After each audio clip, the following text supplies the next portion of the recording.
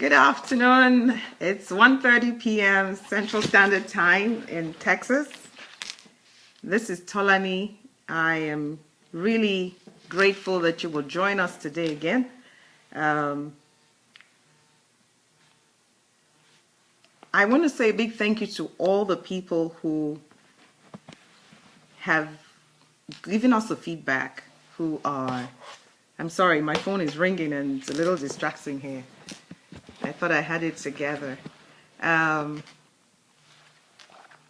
feedback has been tremendous. I'm getting people asking a lot of questions. I want to say a big thank you for the comments as well. It was very encouraging.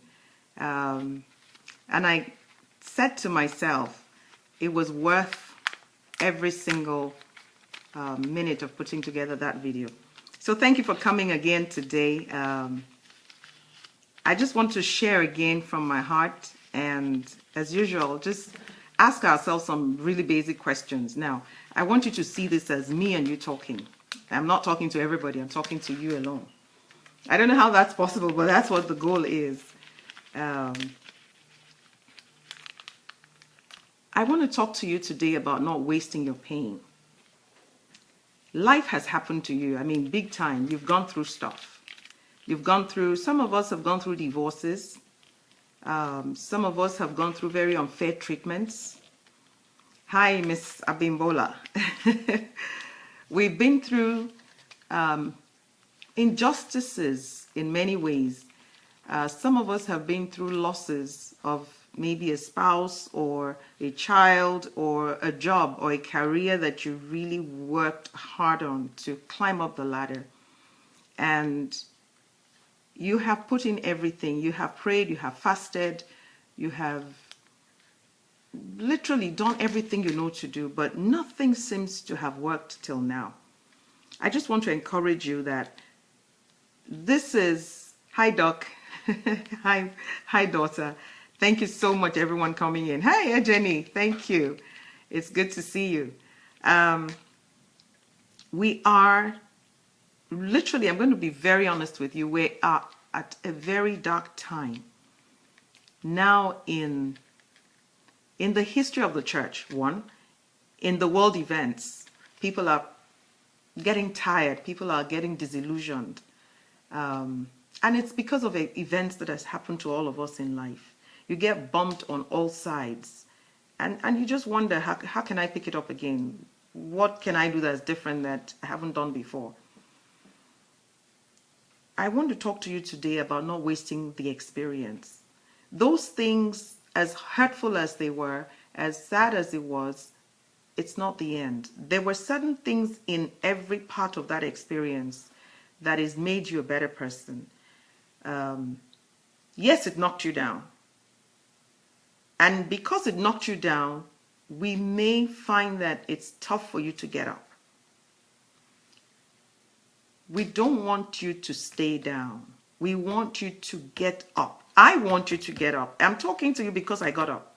I'm not talking to you because I haven't been through it. I was knocked flat on my face, and it looked like nothing again could ever work.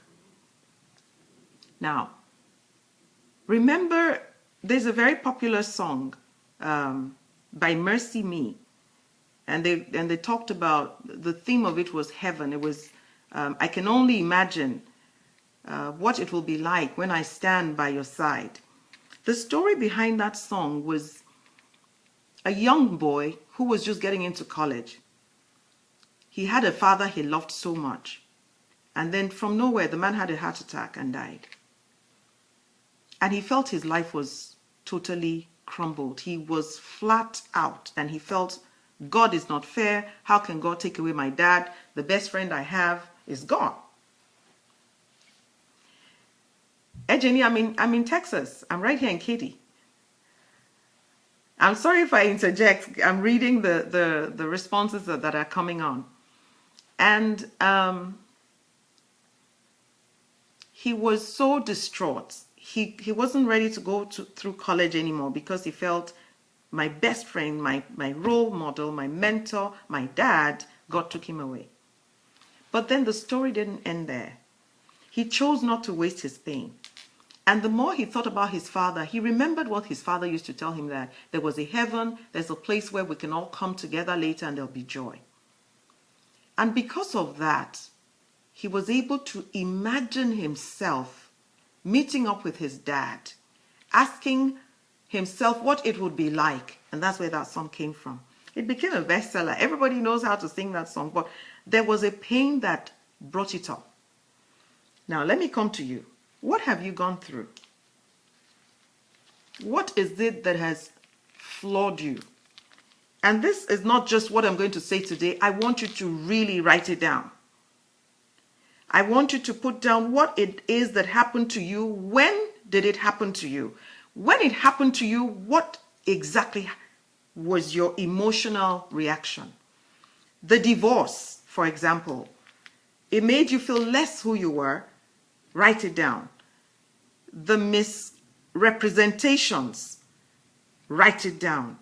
How did you feel? What was going on with your self-esteem after the man or the woman walked out? Write it down. If you don't write these things down, you just sweep it into the emotional space. And I have a saying, I know people don't like me saying it, but emotions can be a big nuisance.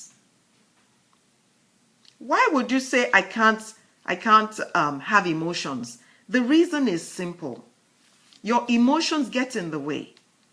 Your emotions make you feel life has curtailed you and nothing else new can come. One woman walked out on you. One man walked out on you. And because of that, you're stagnated. You're stuck. Why? When this person moved out, trust me, God has more than 10 people who are ready to stand with you till you discover the new you or what the Lord has in store for you. But if you keep thinking and your emotions keep on telling you you're not worthy, you're not good enough, and then you keep replaying the words this individual said to you in your head, you are going to stay on your back. People will come and they will go. It's sad, but that's the truth about life. Now, your pain that you feel at that time, I want you to know that you have to convert it. You must take that pain, convert it into fuel, convert it into gas to say, I got to keep going. Now, you read the word of God, you pray, but because your emotions are still messing you up, it looks like God is not active. Now, I'm going to talk to you specific issues. I want to talk specifically to those who had money before. Because more often than not, the greatest blow a man or a woman can have is if you've ever been rich before. And then all of a sudden life happened to you. You had a good career. Something took it off you. Some office politics happened. You're no longer where you're supposed to be. And you find yourself not as able as you used to be. Don't let that experience of, well, look at how they're talking to me now. Before now, you couldn't even be my driver. That is emotions, and it's going to get in your way. Don't waste your pain. Now, when you had the money, or when you had the wife, or when you had the thing that you say was taken away from you, or whatever it is that happened to you in life, the career, certain good things happened along the way. You met good people. There were good relationships in your life. Some you may have to prayerfully recover. Some you may have to let the wisdom of God take you through as you get back to them. But the whole experience is not a waste. Don't let emotions rule you. If you forget anything in this little time we're spending together, is that emotions are a nuisance. Now, take yourself and bring yourself out of that scenario. That's the answer. Bring yourself out as if someone else is talking to you, as if it's a stranger that came to ask you for a counsel. Look at that scenario. Look at the factors. This is an exercise I want you to carry out later. And then look at what is good in that experience. Take from what is good. And then the pain you feel. Now, when you're going to go through this exercise, it's going to be painful. I'm getting you ready for that. It's like you have a burn and you go to the hospital, maybe after about 6 hours. When you get there, I have medical people on the online right now, or maybe a 24-hour. You get there, there will be a scab on your skin. The doctor is not going to treat that scab. He's going to scrub it. And when he scrubs it, it's going to bleed. Allow yourself to go through the process of bleeding. They scrub that dead, burnt skin off. It will bring blood out. As the blood comes out, it gushes out. That is the one they can treat. That's the cell that they can apply the salve to and start to treat. They can't treat the burn. So please, when you go through this exercise on your own, take time. Don't be guilty. Don't feel someone offended you. Just look through. What did I go through? How many years did I go through it? How many years have I been in a rut? How many years have I been feeling sorry for myself? Now, take those years. Look at the loss. And then tell yourself, I still have many more years ahead of me. This is not the end of the story. We're trying to rewrite your story, but we have to take the pain. We have to scrub on it and check what really happened. Was I wise with those decisions I took? Was I foolish? Be honest with yourself.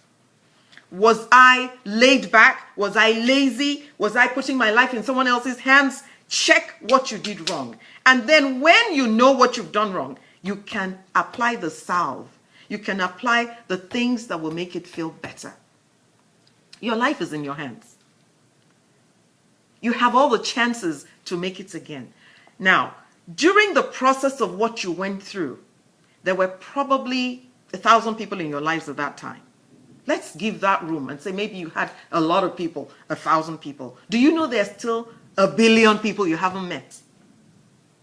Don't think that's the end of the story. It's not. You can get up. You must get up. In fact, that's why I'm talking to you. You have no choice but to get up. If I could get up, there's nobody that can't get up. Life happened to me. I was flat on my back. I was flipped on my face. Everything that could go wrong went wrong. Stripped of everything I knew. But then I knew deep down in there that I was better than this. I knew I could get up again. It was tough getting up. But I made up my mind I wasn't going to die on the floor. I wasn't going to die. That's when these people will be rejoicing. You have a lot ahead of you. No matter where you are, look at where you are. How did I get to where I am? And how am I going to get out of it? There is so much more. I'm not a motivational speaker. Far from it. I'm a realist. I'm a woman that has gone through horrible experiences in life. And I made up my mind I wasn't going to die in that state.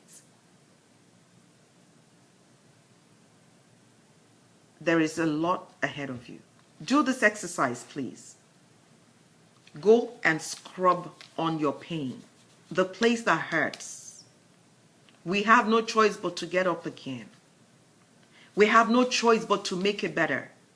The man who left you, the man who walked away, the woman who deceived you, the contract you did that was wrong, the transaction you did that was, it was a scam and they took all your money. You can still do it again. But first of all, analyze. Don't allow emotions to crowd your mind. Pull yourself back. Do a thorough analysis. What did I do? What can I do better? Ask for help. Most of us Don't ask for help. We want to keep it.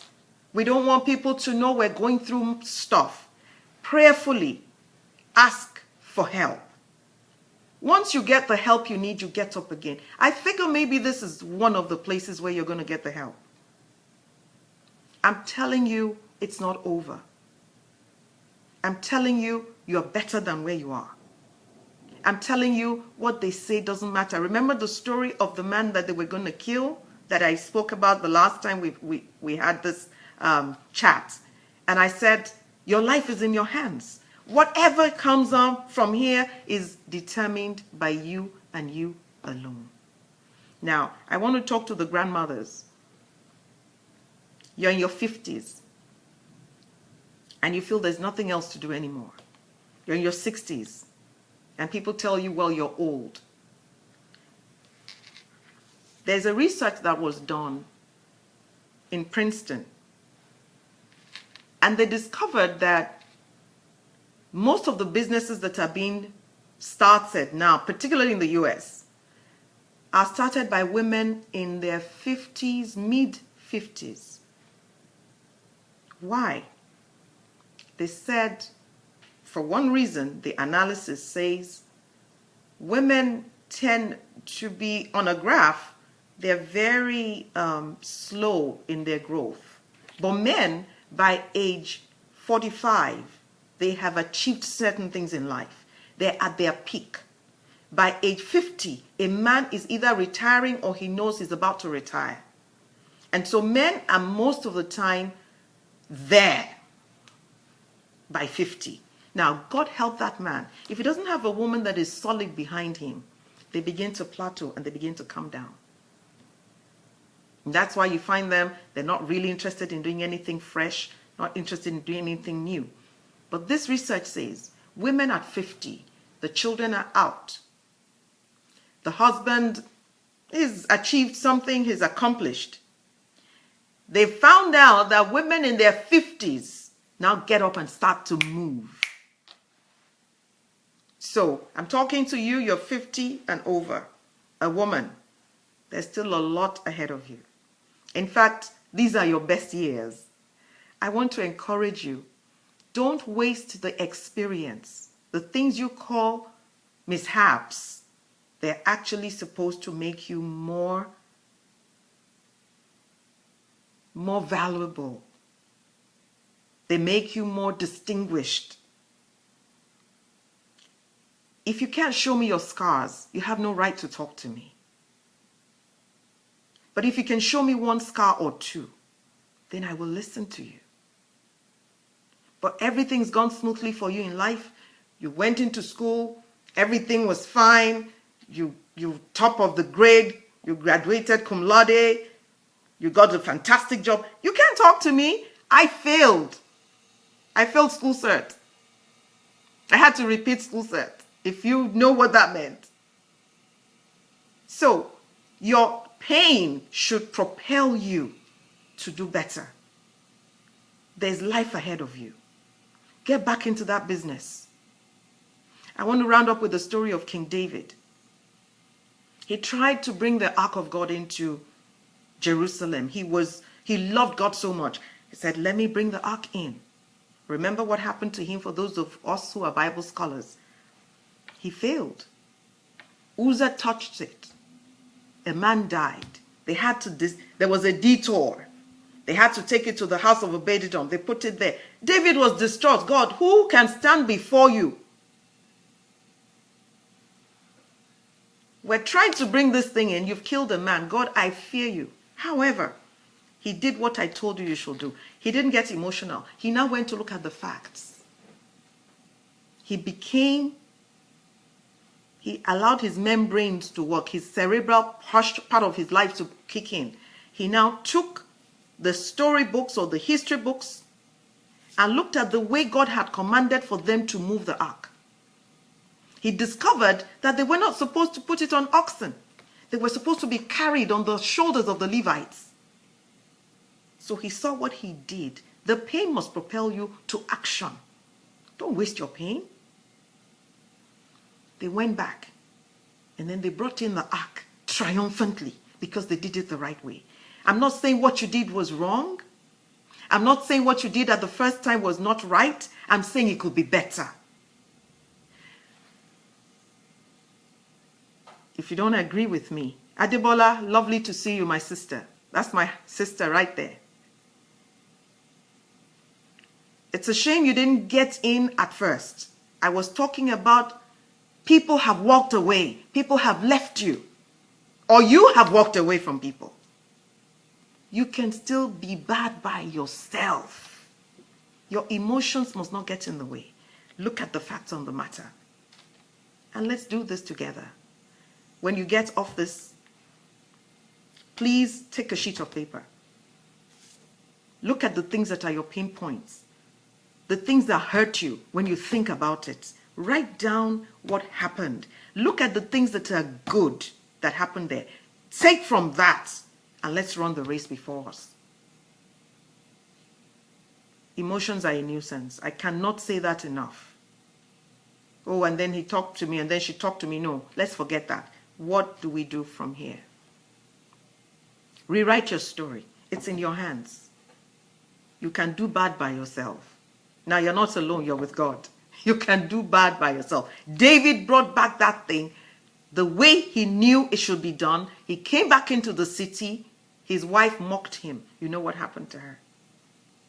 So don't care about people who mock you. Don't care about people who have an opinion. They don't matter. They don't matter. It's your life. You must do well. You must do well. Your finances must get back on track. Look at what is the opportunity that is before you. Give it your all. And I know God will be with you. God will strengthen you. I'm praying for you. God will take you through. Don't waste your pain. You can rewrite the story. You can make something beautiful out of this mess. You're not alone. I'm not alone. That's what keeps me going. I know my Redeemer lives. I know I will tell a story someday that will make people weep. If I tell you my story, you will weep. That how come she's still looking this way? But the Lord is with you as a mighty and a terrible one.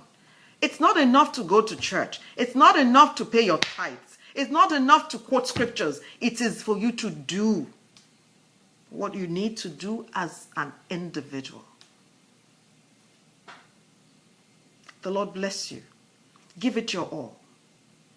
Give it your all. Some younger people are looking up to you. Someone is looking to you and they're waiting to see you blossom. I am. You're not alone. I would like to see your questions. Please, when you're making comments, if you do feel that way, leave me your questions. I'm going to answer questions in our next session. I don't want to just talk to you. This journey, I want to see you do something meaningful with yourself. The questions, when I read it out, I will not call out your name, but we will address these things prayerfully. We'll ask the Lord to show us what you're supposed to do. If there are people that I know that can be of help with you, we will connect you with them. You can do this. You have no choice but to do this. Because you see, you're not going to appear before God empty-handed. There's a lot more ahead of us. People, I appreciate your time. I thank you for joining me. Sending your questions, please. And the ones I don't know, I'll give it to people who are wiser than me. I have people who I speak to. I spoke to my mentor for about 2 hours today. I had questions. You can't do it alone. Nobody does it alone. You see, one of the things that happens to you is the devil makes you feel you're finished and he ostracizes you. He makes you feel nobody knows how bad your case is or you're ashamed. There is no guilt. There is no shame. Nothing has happened to you that hasn't happened to others before. Don't let anybody tell you that story. Someone told me to stop speaking Yoruba, so I won't say it in Yoruba. It's one of my daughters. She said, Mama, stop talking Yoruba when you are here. But the truth is, Ah, really, we haven't seen this type before. We're just trying to scare the child. There's nothing new under the sun. Solomon was the one that said it. Let us stand with each other. Let us liberate ourselves from the bondage of the emotions. Your emotions are ruling you. You must not waste your pain. From that pain will come a sweetness. From that pain will come a fragrance that people will want to gravitate towards and make you, they want to learn from you. There's a lot in you that others can benefit from. I appreciate your time. Yes, you must get through it to get through it. Adebola, I don't know what you just said, but you must go through it to get through it. I love you, my sister. You are very special to me. And I trust the Lord that there's so much more ahead of you. Don't mind where you are now. It's part of the story. We're going to rewrite the story together. God bless you. Send me your questions. Again, this is Tolani.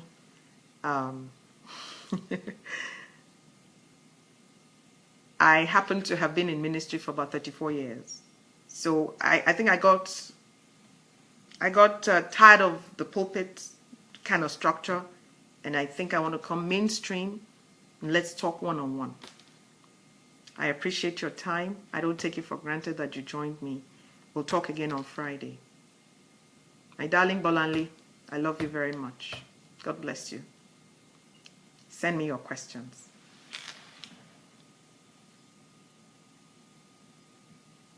Yes, it's not the end, Sister Tony. It's not the end. It's not the end. And you're not alone. The devil tells you you're alone. You're alone. Nobody knows. No. Vivian, my sister, God bless you. It's such a joy to see you here. I don't take your time for granted at all. I don't. And I want to say to you, I'm not talking scripture or theory. I'm talking my own experience. And I said to you, I'll share with you more. Apostle in training, I love you. Until Friday, thank you for your time.